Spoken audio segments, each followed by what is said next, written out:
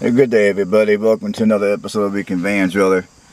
Hey, I'm sorry I couldn't keep my face off of this camera. I got some more thoughts about Hurricane Harvey down in Houston. Now, basically, I said earlier, this hurricane should remind every one of us of how blessed we are for those of us who are not current victims of this hurricane. For those of us who are healthy and have means to keep ourselves fed and a roof over our head, and I'm gonna also add, and a roof over our head, yeah, we all should consider ourselves lucky. Now, another thing which I wanted to also mention is, oftentimes in the type of society that we live in, a lot of us have a bad habit of salivating over what the next person has. Like, whether it be a better house in your house, or a better vehicle in your vehicle, or they just got something that you don't got that you may want, that you think you deserve.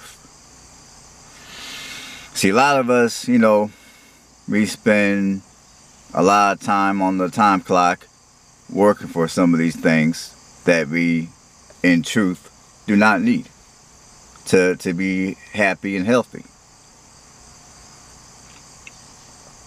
So, because when you look at Hurricane Harvey, like many other hurricanes that has happened before, I mean, you can go to bed and have everything that you think you want, everything you think you need.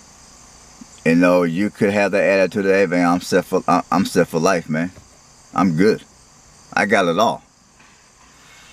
And then wake up the next morning and all of a sudden everything is underwater. Literally speaking, everything is underwater. You lost your house, you lost your car, and the money that you're going to have to spend to evacuate the situation and to start over, you may lose all the money that you may have worked hard for and put in savings and different investments. So you might lose a lot of that kind of money, if you even have it to begin with. So basically, you go to bed the night before, everything's good. You wake up the next morning and now you done lost all your shit. You see, so Hurricane Harvey should also serve as a reminder for everybody that if you value your life, if you allow other people to value your worth over how much money you have, over how much material goods that you can consume, then you're in big trouble. Because you can lose your money, you can lose your material goods, you can lose your job even, just like that, in a blink of an eye. And when that happens, you're going to have something else that you can fall back on. Like, you're going to have to fall back on your good health. You're going to have to fall back on positive spirits and vibes that go on within you. You're going to have to fall back on some of the connections that you may have made with people, if they're available. So there's real things that many of us take for granted, or we don't even think about because we take it for granted, that we need to take care of better. I mean, we need to take care of ourselves better. We need to take care of our physical and mental health better. And we need to make better connections with other people and become more intellectually inclined with other cultures outside of our own. Because, rather it be a hurricane or some other type of natural disaster or disaster period that goes on in your life. I mean, you might wake up and your house might be in flames. You might come home from work and your house could be in flames. You might be in a flood zone and your house can flood beyond repair. I mean, any type of these situations can happen. And you might assume, okay, well, my house floods, or if I lose my car, I got homeowners insurance. Well, maybe there may have been a clause in your homeowner's policy or even your auto policy that might state they do not cover natural disasters. They do not cover this and that disaster. I mean, because when you look at your insurance policy, you know, you gotta read the small print. Now, a lot of us might be able to read the small print, but we're not going to be able to understand the small print because a lot of your small print is written in Pig Latin. So you basically would have to hire a real estate lawyer to comprehend for you what they're really telling you in the small print. But in any event, we can look, I mean, as far as it goes for material goods and money, the stuff that many of us salivate over day after day, week after week, month after month, year after year, we can wake up one day in a matter of hours. We can lose all that shit. We can lose all that shit. You see, and people who commit suicide are typically the type of people who value their entire being. And they allow other people to value their existence based on how much money they had, based on how much stuff that they were able to consume, versus based on what was in their heart, based on their character, you know, based on their vibes, just their spirit. So people who value their life over material goods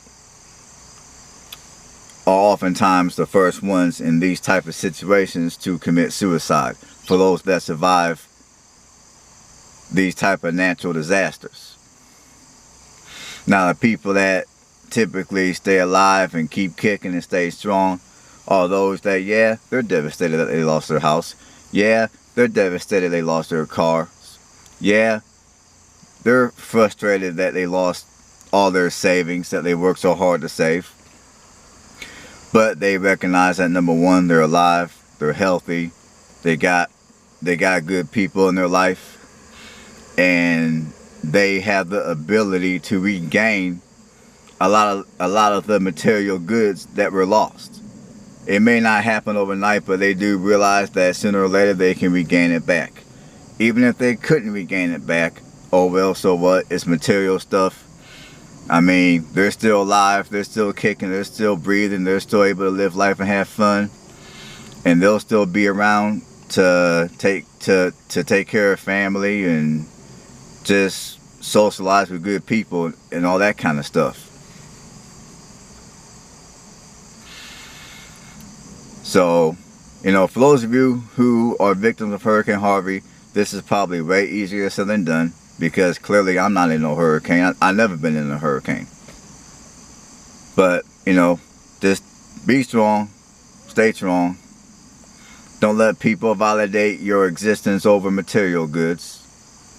Don't let people validate your existence, period. Validate your own existence. And don't do it over material goods. You know, understand that you're a beautiful person, inside and outside. And I mean, just don't let society out here beat you over the head with bullshit, because that's what society is known to do. Don't pay no mind to mainstream media. Don't pay no mind to these celebrities trying to sell you some bullshit idea or product. I mean, because when you look around you right now, where are all your celebrities at? Are they down there helping you out? I venture to say no. Are they going to come help you out?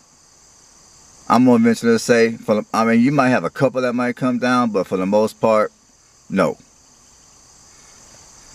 So, quit idolizing these celebrity figures, because they don't give a fuck about you. So, you shouldn't give a fuck about what they got to think about you.